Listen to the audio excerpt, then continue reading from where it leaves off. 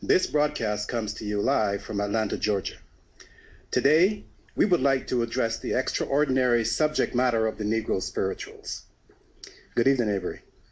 Good evening, Michael, and good evening, guests. Welcome to the broadcast. In order to set the scene for the Negro spirituals, we must first consult the wisdom of our forefather Moses. Let us go, first of all, to Genesis chapter 15 and try to understand why the Negro spirituals came about. We're going to read from Genesis 15, 13 to 14. And he said unto Abram, Know of a surety that thy seed shall be a stranger in a land that is not theirs, and shall serve them, and they shall afflict them 400 years. And also that nation whom they shall serve will I judge, and afterward shall they come out with great substance. So here we have the scene being established, the reason why slavery is going to occur. And without slavery, there can be no Negro spirituals. Now, that is the teaching of Moses. Let us continue and move to the book of Deuteronomy, chapter 28, and try to understand further why the Israelites were enslaved.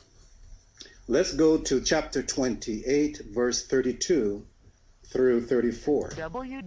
And it reads, Thy sons and thy daughters shall be given unto another people, and thine eyes shall look and fail with longing for them all the day long, and they shall be no might in thy hand. The fruit of thy hand, the fruit of thy land, and all thy labors shall a nation which thou knowest not, a nation which thou knowest not eat up, and thou shalt be only oppressed and crushed away. So here again is evidence of slavery. This is the beginning of the establishment of slavery. It is from the enslavement of the Israelites that we will get the Negro spirituals. As it continues, if you were to read verse 36 and 37, verse 36 says, The Lord shall bring thee and thy king which thou shalt set over thee unto a nation which neither thou nor thy fathers have known, and there thou shalt serve other gods, even wood and stone. So again, the foundation of the Negro spirituals. And finally, let's go through verse 68. In verse 68, it says, And the Lord shall bring thee into Egypt again with ships, by the way whereof I speak unto thee.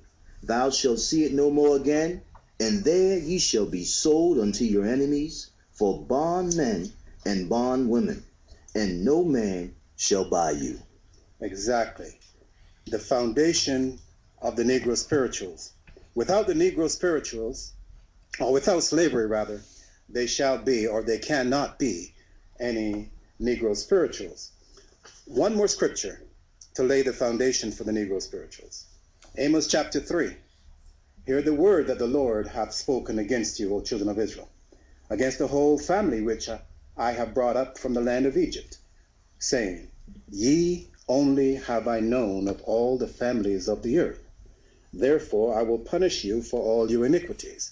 So we have established not only the fact that the children of Israel will be brought into captivity, into slavery, and by ships this time, keeping in mind that Israel and Egypt were right next door to each other, and we could walk from one land to the other.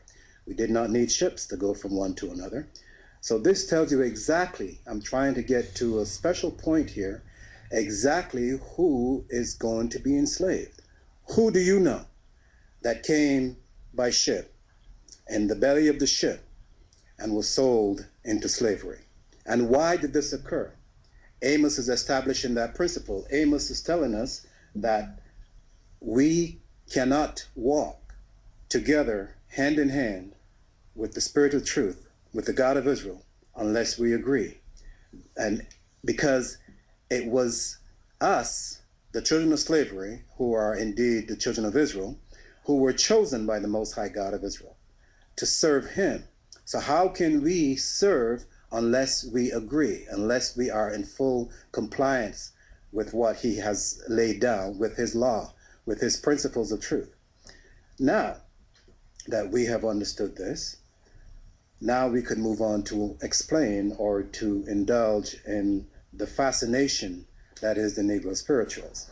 This is a subject that is near and dear to my heart because, first of all, there is not much that is talked about the Negro spirituals today. And I find that even very astounding because these spirituals are the backbone, in many ways, of American culture, American music. They're used in the movies. They're used in many other aspects of American economics. So it is rather unusual that these spirituals are not talked about in the broad sense. So before anyone was called a Negro, before there was a place called America, before there were any people called Europeans, there was the Spirit, or there is the Spirit of truth, who spoke all this wisdom of Moses and the prophets. Hence, the Negro spirituals demonstrate the power and the glory and the praises of the Most High God of Israel. The fact that an oppressed and downtrodden people can still sing and glorify the God of Israel while being punished in the land of their captivity is a testament to the power of our Father. In my opinion, he's going to get the praises and the glory, whether it be good times or bad times. There's just no other solution for the children of slavery. It is important to establish up front, therefore, that music and dance represent the language of a highly efficient creation. By this I mean that the special ability of the creature to communicate with his or her creator. We must also keep in mind that the Most High God of Israel breathed the breath of life into the nostrils of man. And it is this same breath or spirit that the slaves use to praise and glorify the God of Israel. Hence, our enslavement or our enslaved foreparents, while at their lowest point, were able to draw on their greatest resource, the Spirit, to glorify our Father. There should be no confusion concerning these Negro spirituals. I've heard many stories concerning the origin of the Negro spirituals, but if you look at the term that is being used to describe this music, it is very accurately termed Negro spirituals.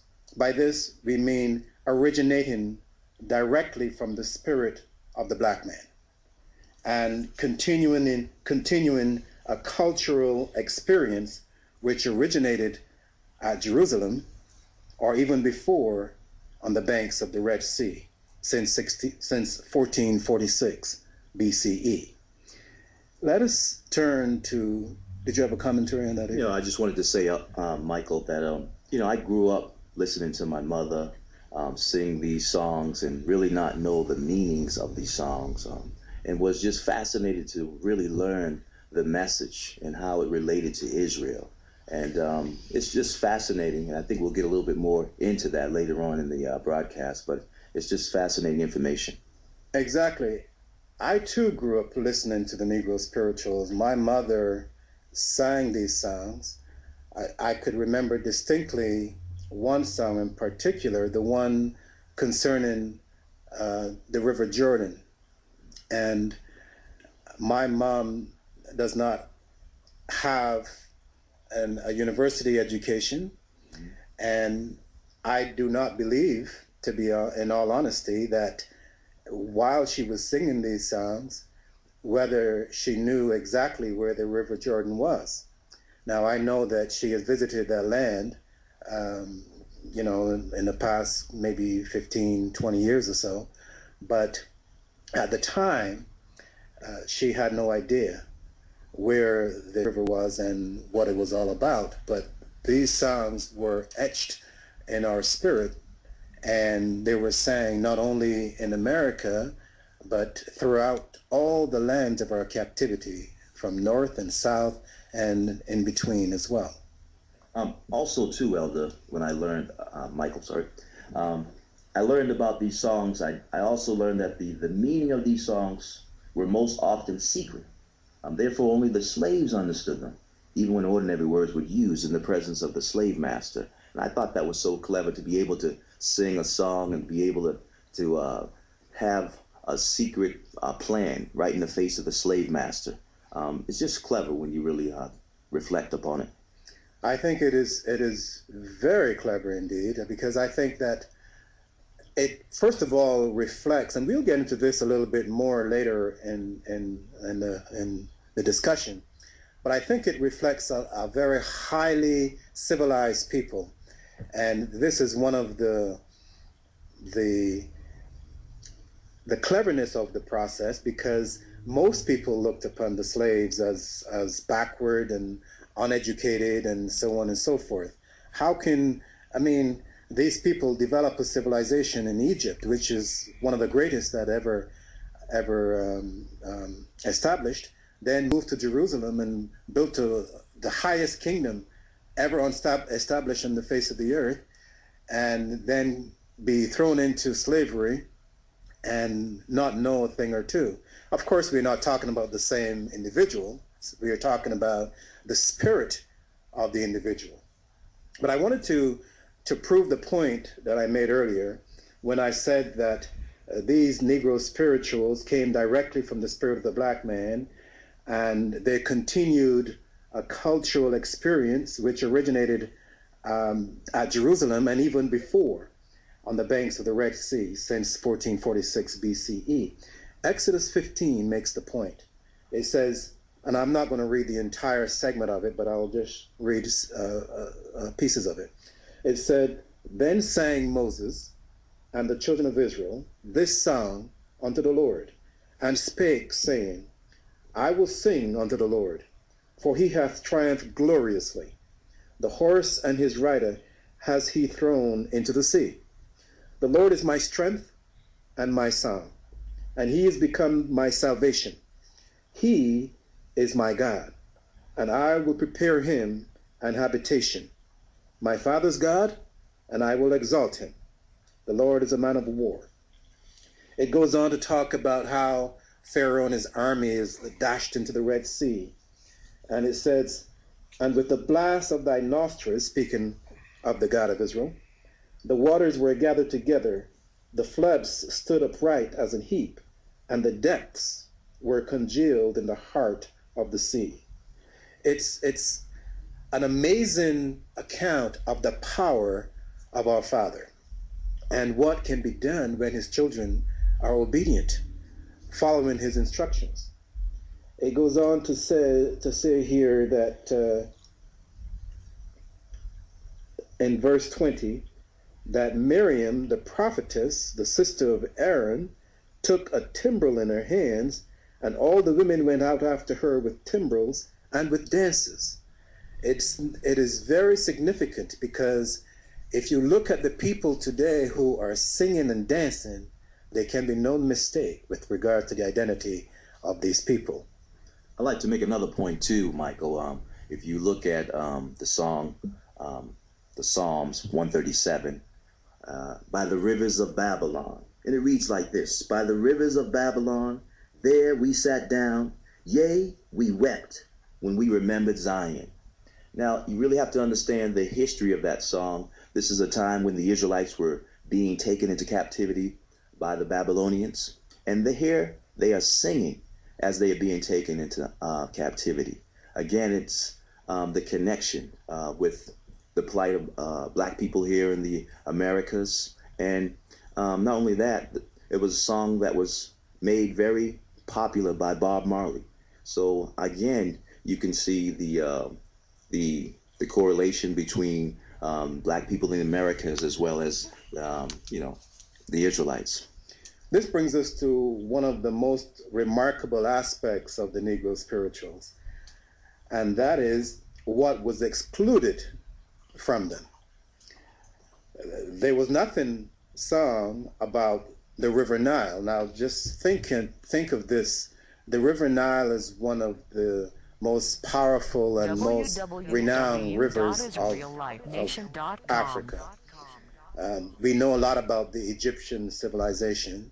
We know, for those of us who understood some of the spiritual things of Egypt, what was done at the Nile, and so on and so forth. So how is it that after 430 years in Egypt, these children of slavery sang nothing about the River Nile? How is it that they sang absolutely nothing about the Sphinx? How can they miss the Sphinx? I mean, one of the most, I don't know, what can I say, revered Statues, yes. 7 wonders of the world. Exactly, in the eyes of the world. And how can they miss it? The pyramids, wow. I can't believe they did not sing anything about the pyramids. My gosh, how is that possible? And 430 years in Egypt? The way that some people today speak about the pyramids, you would think that life could not go on without them.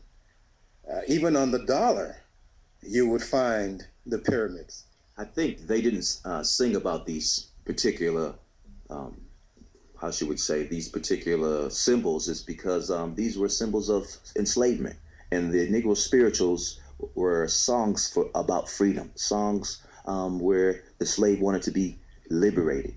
But I think it's even greater than that, because I think that because there are spirituals, because there are sounds of the spirit, that it gives a clear indication as to whom these people are that sang this music.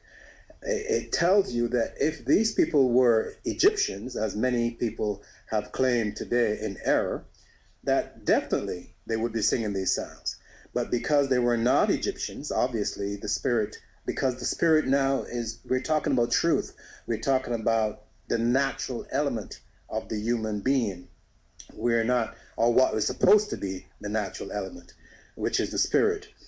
And the spirit is not going to come out and sing naturally what is not it's accustomed to. Right. So here again, they sang nothing of the Sahara. Now, it's one of the greatest deserts in the world, and I'm sure that they had to cross the Sahara to get from the north to the west of Africa, and from the east to the west of Africa. And how is it that they miss such a great desert? Sure, they may have had many stories to tell. It would seem to me like that would have been a natural resource or component of the music. Then the River Niger, another great river. The River Congo, another great river.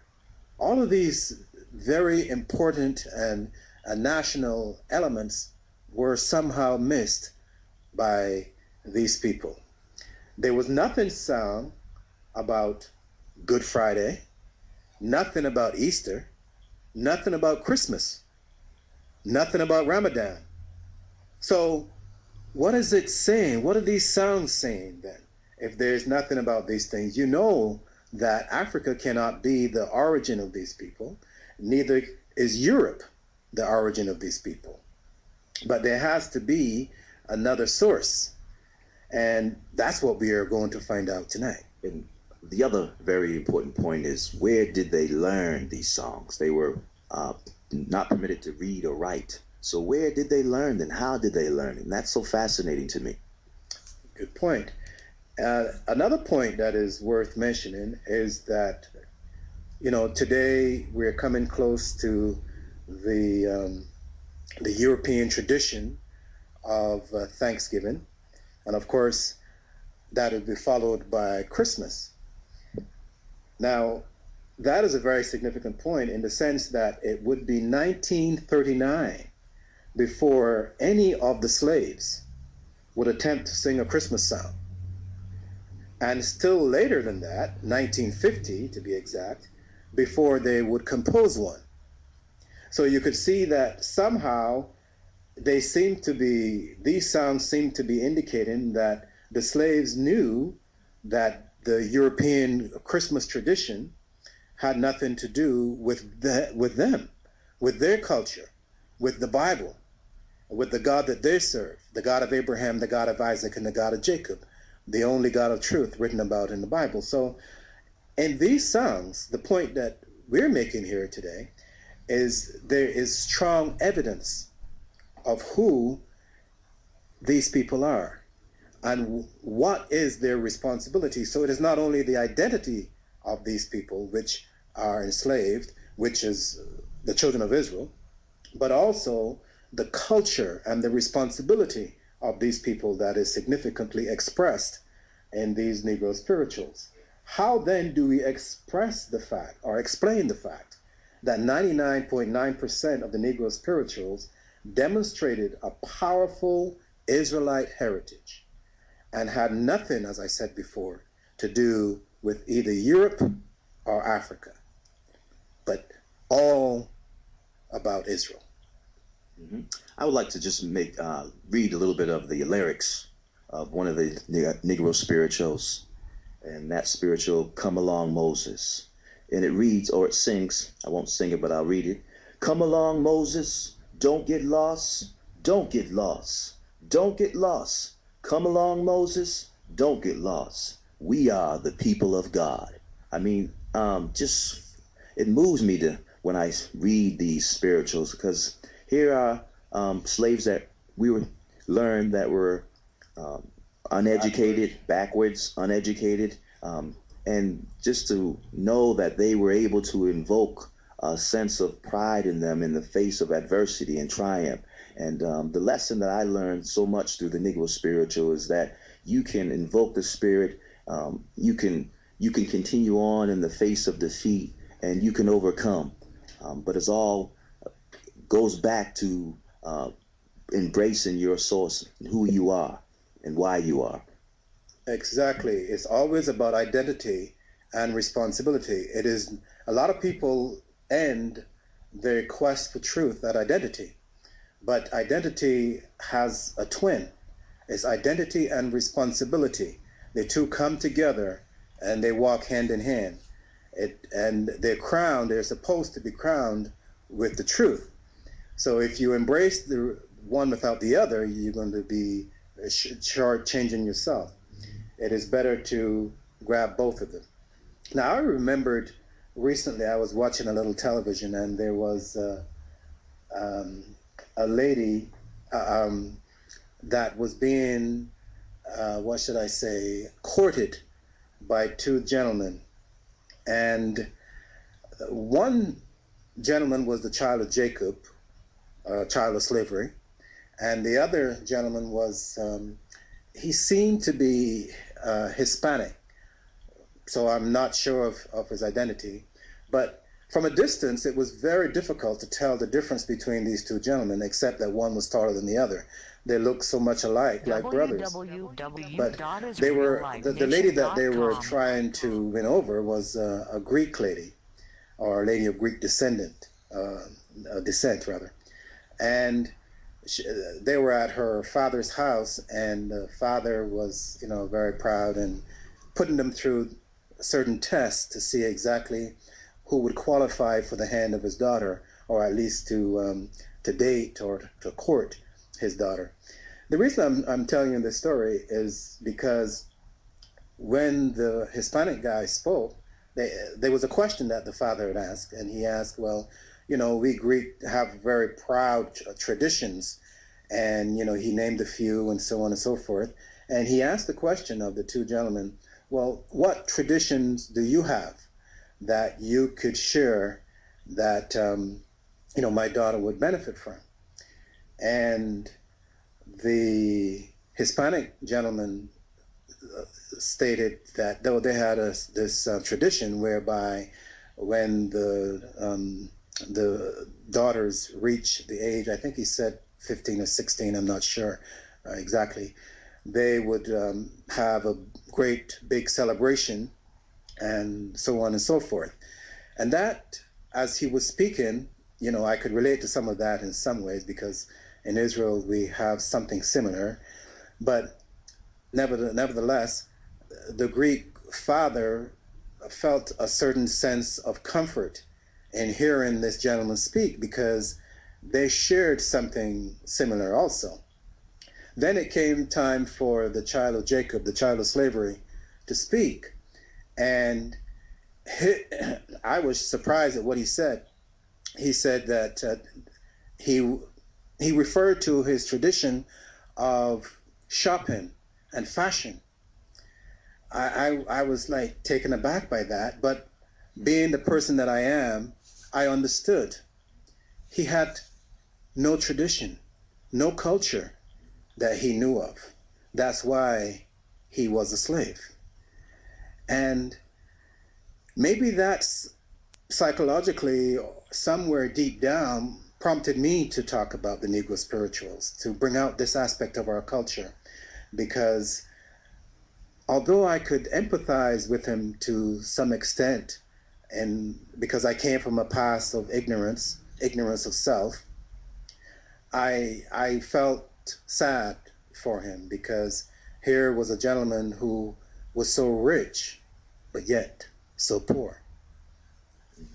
So the Negro spirituals reveal a lot about us as children of slavery living in the Americas. We may not understand it all, but that's why we're here tonight, to bring it forward so that you could go out and not take us at our word, but take the time to investigate and to try to understand and appreciate not so much who we are, but who you are. And then to try to embrace your responsibility, not only to yourself, but to others. Hey, I want to just read another Negro spiritual, Sweet Low. It's a very famous spiritual. I like to read some of the lyrics of that. It's swing low, sweet chariot, coming forth to carry me home. Swing low, sweet chariot, coming forth to carry me home. If you get there before I do, tell all my friends I'm coming too, coming forth to carry me home. Swing low, sweet chariot refers to Ripley, a station of the Underground Railroad where runaway slaves were welcome. This town is the top of a hill by the Ohio River, which is not easy to cross. So to reach the place, slaves had to wait for help coming from the hill. So again, you see the cleverness and the brilliance of slaves to leave these coded messages. And all throughout the Negro spirituals, you see all types of messages that we sang, that I heard my mother sing growing up. I remember my mother singing a song, Steal Away to Jesus.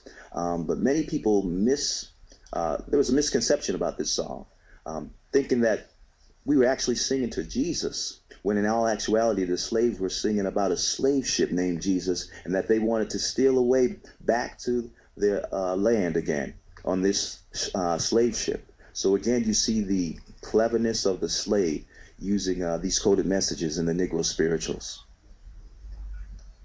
We can see then that these Negro spirituals are not only an excellent source of our Israelite heritage, but they also help to set the tone for our spiritual strength and personal dignity, or the restoration thereof. I would like to take a look at, to prove this point, take a look at Psalms 100. And the reason why I'm going there is because the greatest source of the Negro spirituals is the Psalms. So let's take a look at Psalm 100. Make a joyful noise unto the Lord, all ye lands. Serve the Lord with gladness. Come before his presence with singing. Know ye that the Lord, he is God.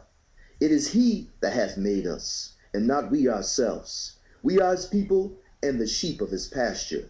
Enter into his gates with thanksgiving, and into his courts with praise. Be thankful unto him, and bless his name. For the Lord is good, his mercy is everlasting, and his truth endureth to all generations. Amen. Enter into his gates with thanksgiving. Enter into his gates with thanksgiving. Now, a lot of folks would read this and have no understanding what these gates are. Well, let's put it this way.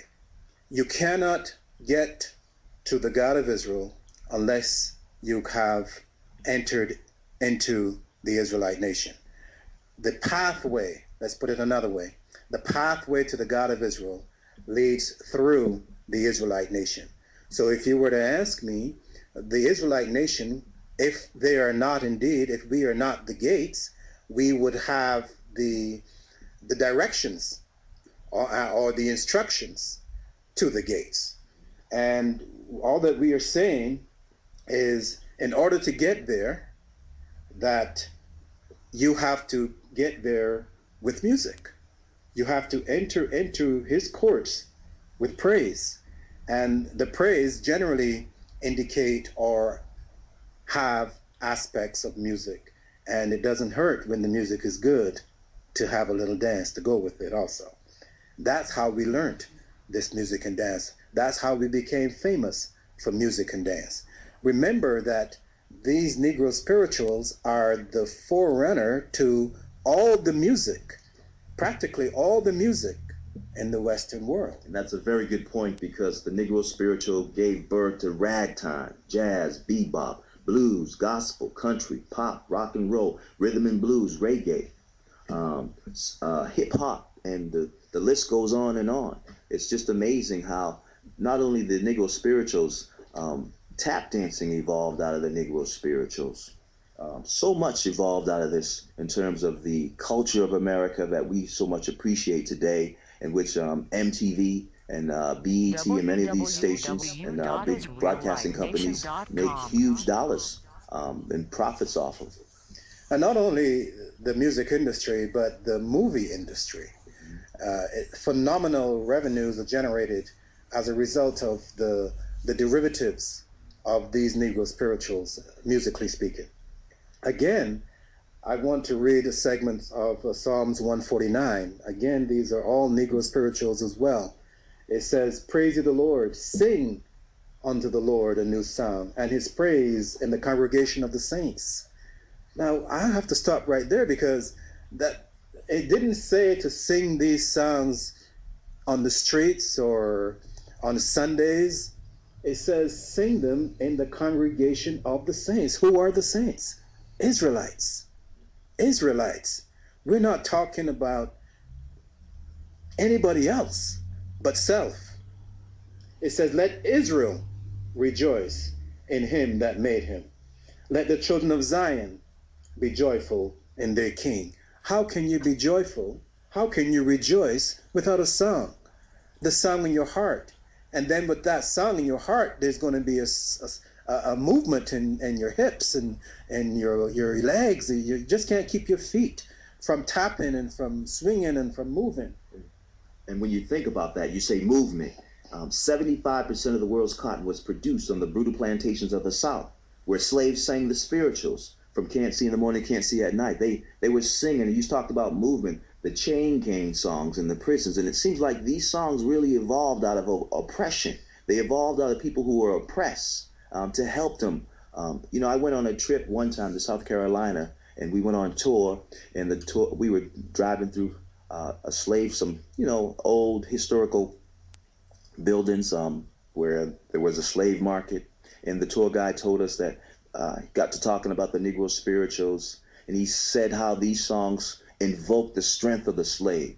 Songs like "Micheal, Roll Your Boat," These songs came out of a slave who was struggling to row that boat across the river, and he couldn't get across the river, but his fellow comrades would begin to sing, "Michael, row your boat," and all of a sudden that strength would be invoked in him, and he'd find the strength and courage to row that boat across the river. So these songs, to me, they came out of people who were oppressed, and you really have to see that connection. Now, of course, that Michael is not me, but which again is an indication of the high spiritual background of the slaves, because that Michael, you're talking about the archangel. I'm sure that that's the invocation. In any event, if you go back to Psalms 149, it says in verse 3, "Let them praise his name and dance. In the dance, let them sing praises unto him with the timbrel and harp." So you could see clearly then that song and dance went together, goes together. They belong together. They're twins again, like identity and responsibility. And, you know, it shows that we are serving the God of the living and not of the dead, because I remember now, I've never been to church in the traditional sense of the expression in all my life, and to some that may be a bad thing. To me, it's great. But I remembered when I went to school how and also watching on television the Christian priest back then. I think they called them Roman priests, Roman Catholic priests, and these guys would pray in Latin, and the singing would be like this. I couldn't distinguish the difference between I didn't know whether it was a funeral or a church meeting, because there was the same thing. I mean, everything was dead, but when I turned on to the black church, and people were just beside themselves with this music and this dancing and this clapping of the hands and up tempo and upbeat and tambourines and all kinds of stuff. And I observed that across many different locations throughout the Caribbean, throughout North America, throughout South America, throughout Europe. It's the same thing amongst the children of slavery. So when you read the Psalms, you see exactly where this came from. And that's the point I'm getting across. It is not something that we learned in the sense that it had to be taught to us, because who's going to teach us? But it is something that is God-given, is innate. It's one of our natural abilities. We are people of the Spirit. And if you look at all our strengths, they are spiritual, whether it be music or dance or athletics, you name it, or oratory. Well, maybe not for me, you're surely excluded, but nevertheless, it's there everywhere.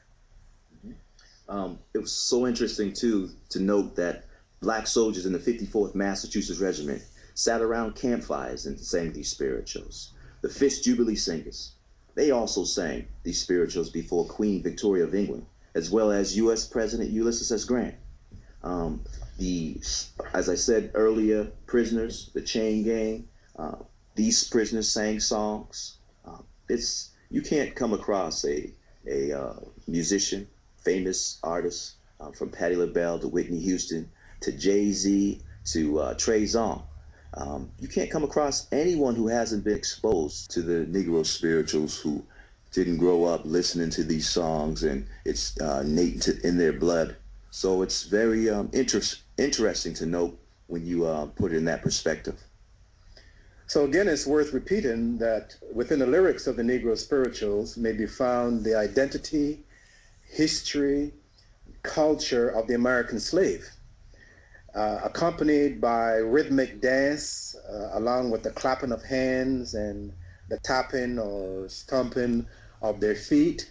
The slaves made their plight known and offered up their testimony against their oppressor in the Negro spirituals.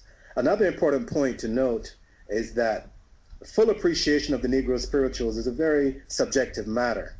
I know that there's a lot of folks would want to argue with us here tonight, but you have to understand and appreciate the fact that the Negro spirituals and the discussion thereof is not so much an academic exercise, but it requires that the individual be in one accord with the same spiritual format in which the Negro spirituals were originally expressed. This is true of any spiritual expression. If one wants to learn to appreciate the Christian perspective, or the Israeli perspective, or the Egyptian perspective, one has to be in some way, form, or another subject to the spirit of those spiritual expressions. And in order for you to subject yourself, you have to give up something if it is not innate to you. So that is something that has to be understood.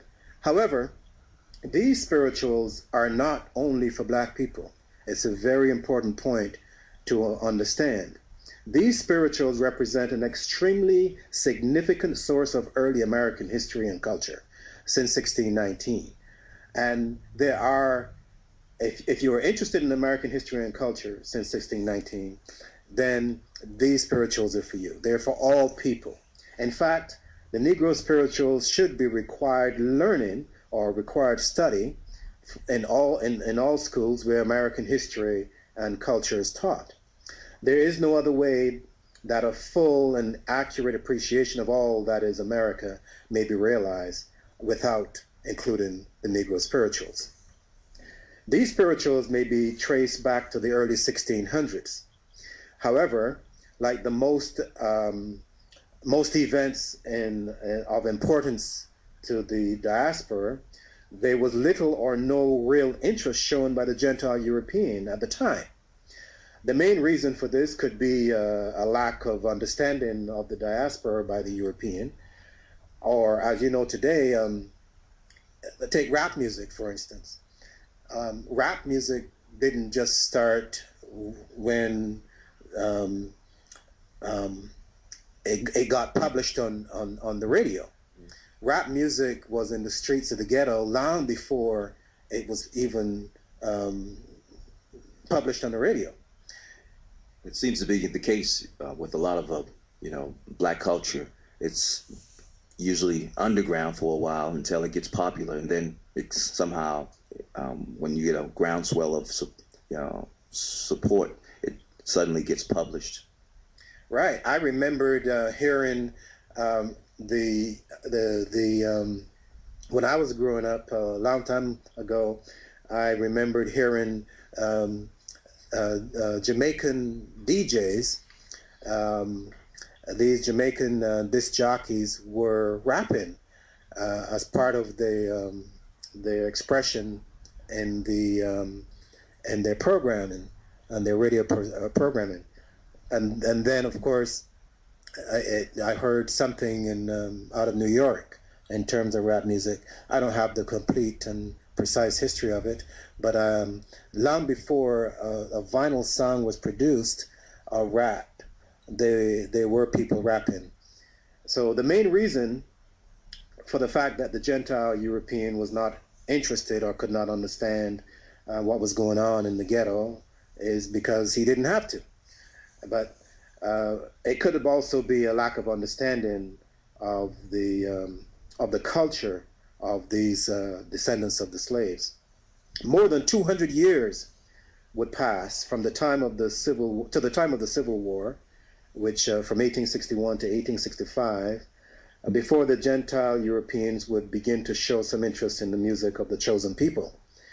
At that time, I think there was a gentleman who visited Port Royal and other islands off the coast of South Carolina, and they began to document the Negro spirituals at that time, during the era of the Civil War or shortly thereafter.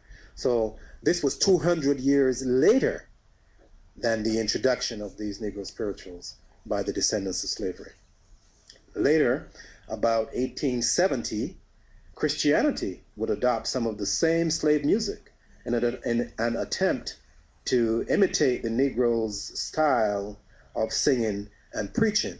So it went from an obscure ghetto fabulous production to a Sunday morning upscale, or maybe that's downscale, I don't know, depends on how you look at it, Christian programming.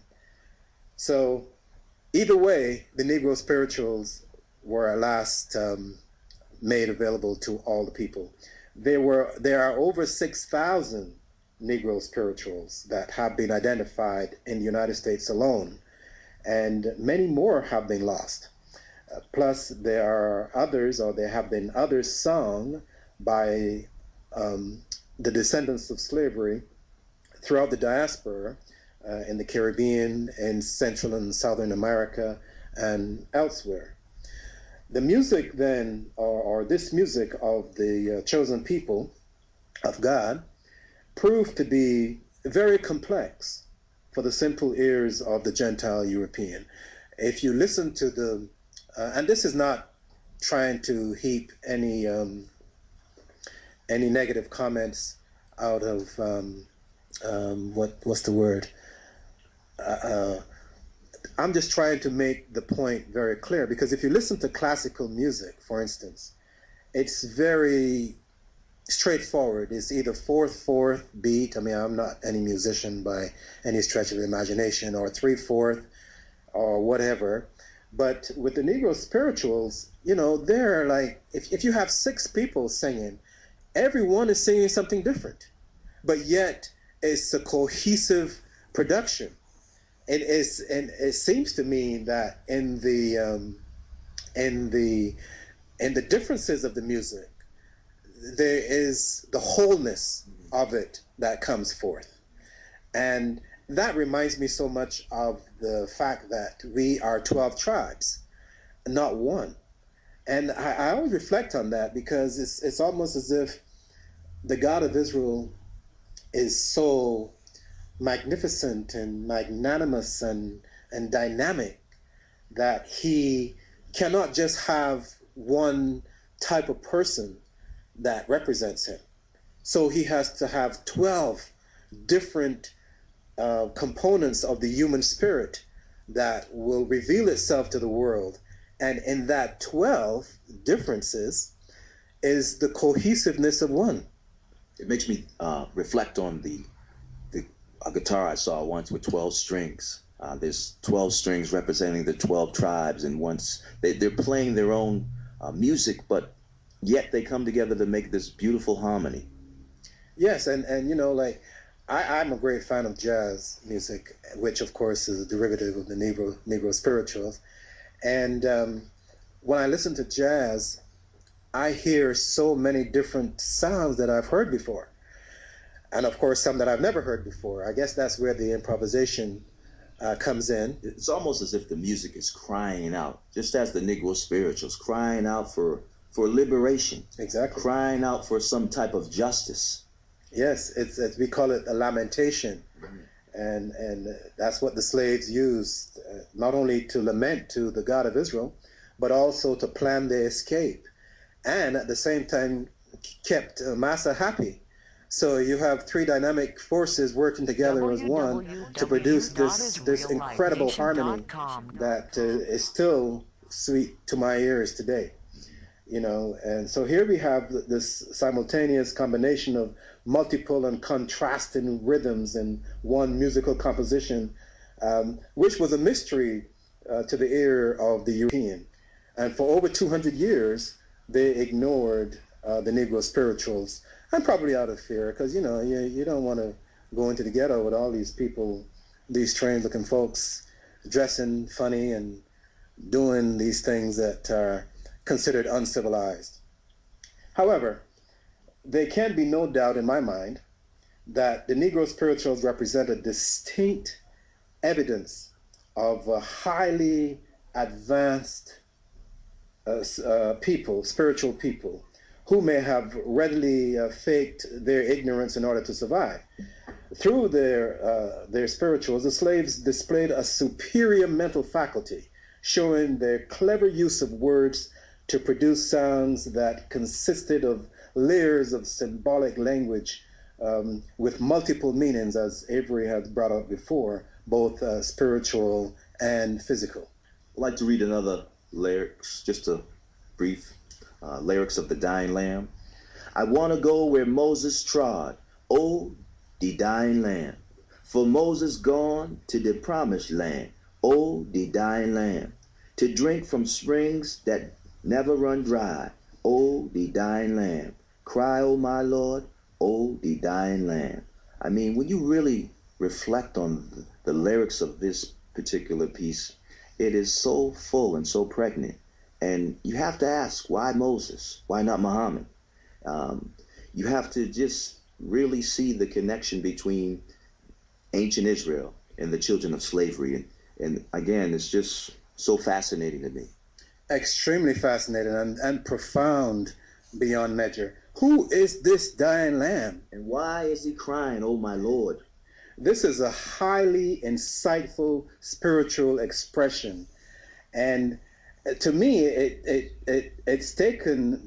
takes me back not only to the days of Moses, but it stretches from the time of Moses on to the time of Jesus. Oh, yes, definitely. And even beyond to the New Jerusalem.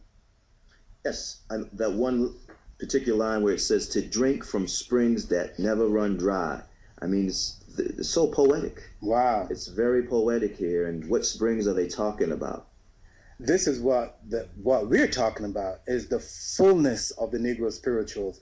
This one sound that Avery read just now, and it incorporates the Exodus from ancient Egypt, the atonement, the great sacrifice, the Passover, the Feast of Unleavened Bread, the resurrection, etc., etc.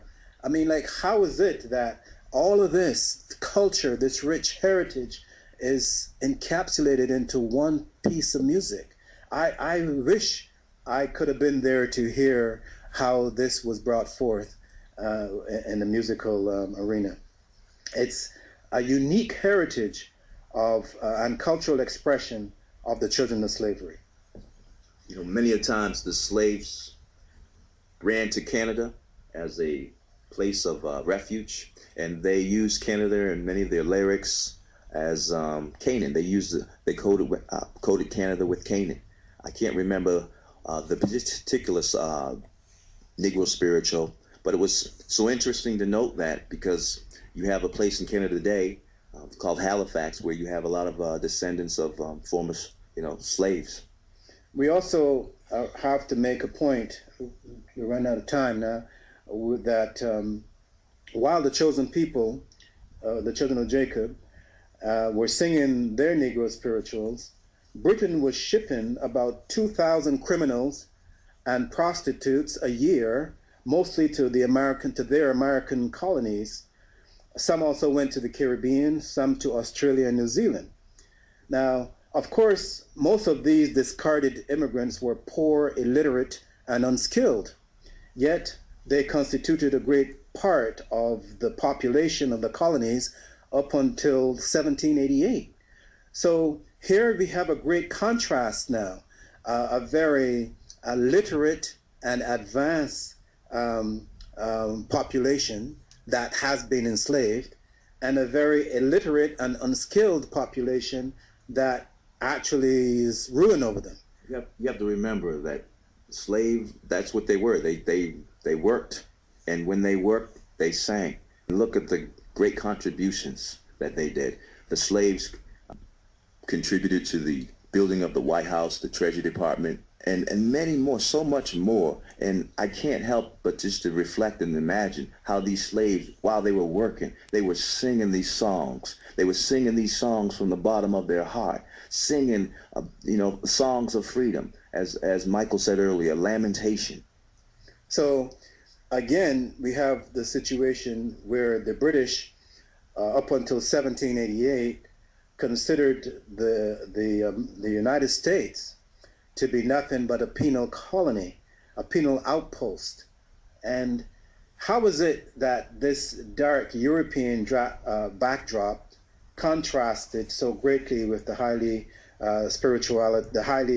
spiritual expression of the chosen captives? I wonder what the British knew that was so self-fulfilling, because yes, the United States is in some ways a penal colony, because who was held in captivity but these children of Jacob? But one of the points that we have to remember is, for us to be in captivity, everybody has to be in captivity. So you can't have the jailer not be in the same prison as the prisoner, because one's got to watch the other, and both has to be in jail. The Negro spirituals then stood out like a brightly lit oasis in a desert of darkness.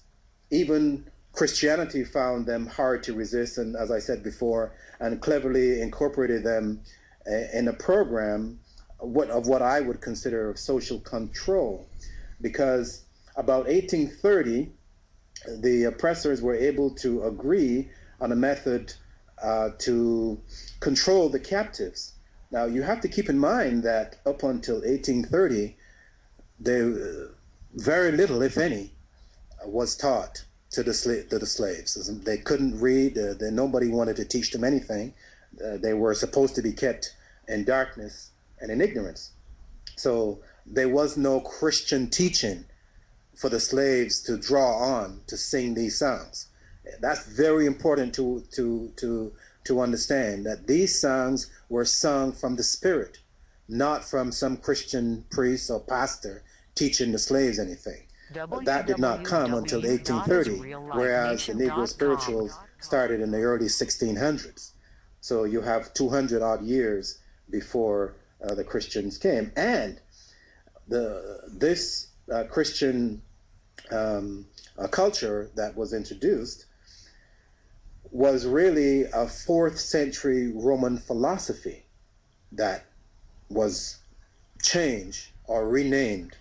And that is something, again, that we'd have to go into at length to prove. But, the best that the Christian teachers could emphasize was Ephesians 6:5 and Colossians 3:22, which has something to do with servants obey your master. None of them were smart enough to see that the Israelite brethren of who was actually given that instruction was directing it at the European audience, and not at slavery. So I think we're out of time here tonight. I think that I would like to thank you for listening tonight, and I hope that you found this broadcast informative and interesting, and we hope to see you again next week. Have a good night.